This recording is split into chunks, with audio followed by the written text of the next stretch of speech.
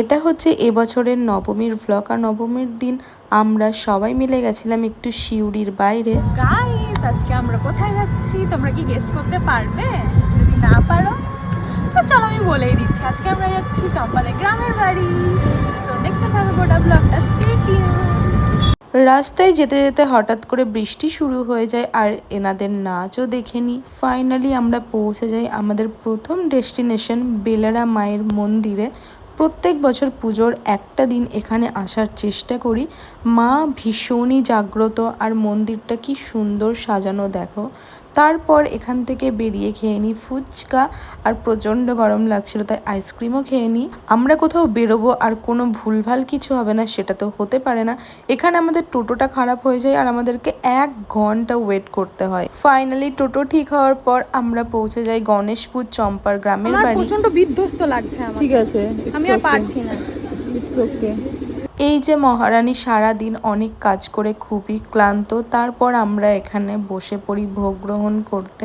এটাই হচ্ছে মেন ভোগ আর এটা খেতে একদম অমৃত ছিল, সত্যি বলতে ভীষণই টেস্টি। তারপর আমরা খেয়ে নিই এখানে সাদা ভাত আর মাটন।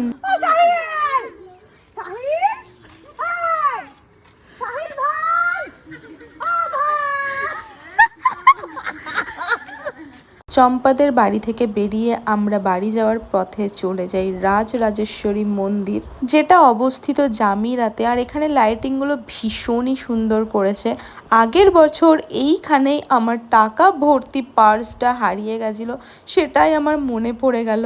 মন্দিরটা ফুল দিয়ে এত সুন্দর সাজানো ছিল, চোখই ফেরাতে পারছিলাম না। আর মায়ের মুখটা এত মিষ্টি, আমি তো তাকিয়েই ছিলাম। তারপর সেখান থেকে বেরিয়ে বাড়ি ফিরে আবার রেডি হয়ে সন্ধ্যাবেলা বেরিয়ে যাই। প্রথমে গেছিলাম আনন্দপুরে, সেখানে কিছু অনুষ্ঠান হচ্ছিল সেটাই দেখছিলাম। তারপর চলে গেছিলাম জেলখানার ঠাকুরটা আমার দেখা হয়নি, সেখানে ঠাকুর দর্শন করার পর আমরা চলে গেছিলাম কলোনিতে। এবছর পুজোতে কলোনিতে সব থেকে বেশি ভিড় ছিল বলে আমার মনে হয়। সেখানে ডিমের চপ খাওয়ার পর আমি চলে গেছিলাম বাণী মন্দিরের ঠাকুরটা দেখার জন্য, কারণ এই ঠাকুরটাই দেখতে আমার বাকি ছিল। তো আজকের ভিডিওটা এই পর্যন্তই, দেখা হবে খুব তাড়াতাড়ি আবার নতুন ভিডিওর সাথে। ততক্ষণ সবাই খুব ভালো থেকো, টাটা বাই বাই, টেক।